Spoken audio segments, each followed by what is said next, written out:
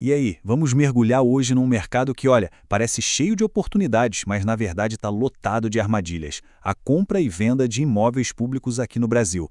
A ideia é ter um guia rápido para a gente entender as regras do jogo e, o principal, não cair em furada. Vamos lá.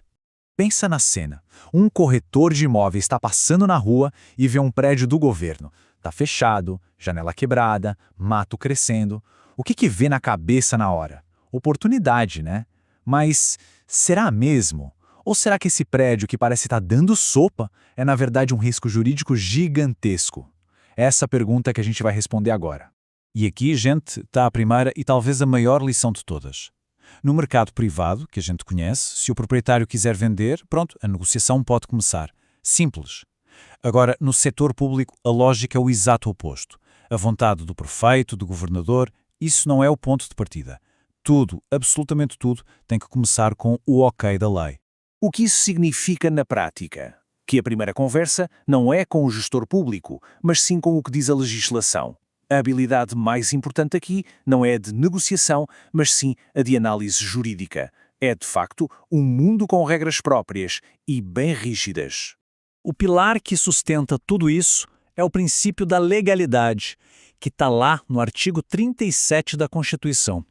Funciona assim: para a gente, como cidadão, o que a lei não proíbe, a gente pode fazer. Para o governo, é o contrário. Ele só pode fazer aquilo que a lei expressamente autoriza. Essa inversão, nossa, muda completamente o jogo. Certo, então o nosso corretor decide investigar. Qual é a primeira grande muralha que ele vai encontrar pela frente? Antes mesmo de pensar em preço, em comprador, a pergunta fundamental é: este imóvel pode legalmente ser vendido? E a resposta para isso está na classificação dele. A lei funciona como um grande filtro com 3 categorias de bens públicos. A primeira, os bens de uso comum. Ruas, praças, rios, esses são inalienáveis, ou seja, não podem ser vendidos. Ponto final. A segunda, bens de uso especial. Um prédio de uma escola, um hospital, enquanto eles tiverem essa finalidade, também não podem ser vendidos. E aí sobram os bens dominicais.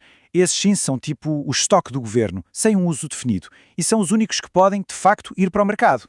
E é aqui que mora o perigo, a armadilha onde muita gente boa acaba caindo. Aquele hospital abandonado lá do começo da história? O fato dele estar largado não muda automaticamente a sua classificação jurídica.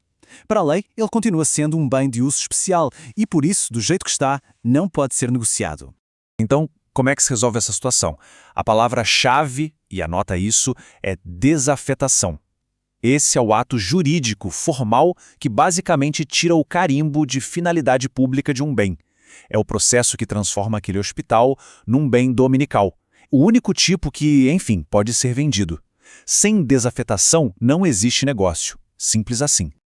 Ok, nosso corretor descobriu que o imóvel passou pela desafetação e agora é um bem dominical. A porta está aberta. Mas como que se atravessa essa porta?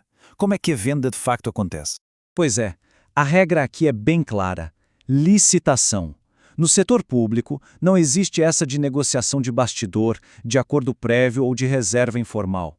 Para garantir que o processo seja justo e que se obtenha o melhor preço para o Estado, o caminho padrão é a competição aberta.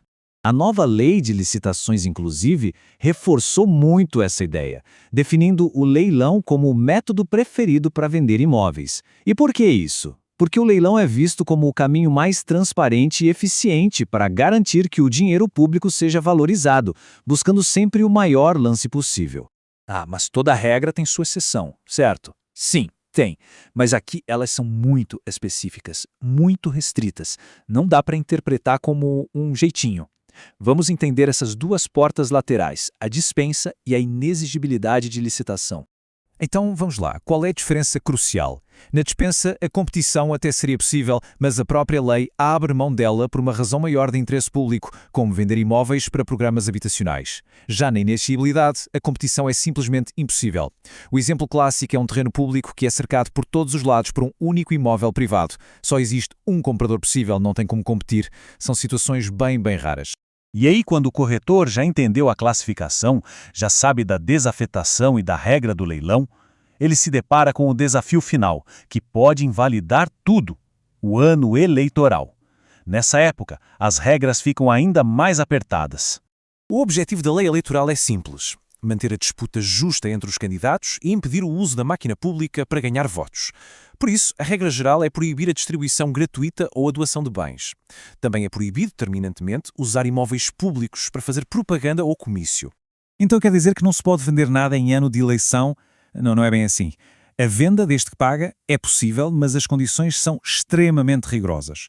Todas as regras que a gente já viu precisam ser seguidas à risca. E o mais importante de tudo, o processo tem que ser puramente administrativo, sem qualquer cheiro de promoção de um político ou da eleição. Depois dessa jornada toda, como é que a gente transforma esse conhecimento numa ferramenta prática? Chegamos ao checklist do corretor.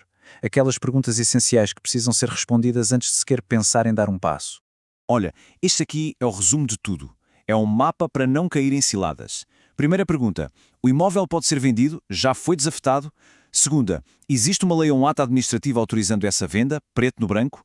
Terceira: o caminho ao leilão, ou se encaixa numa daquelas exceções super raras e bem documentadas?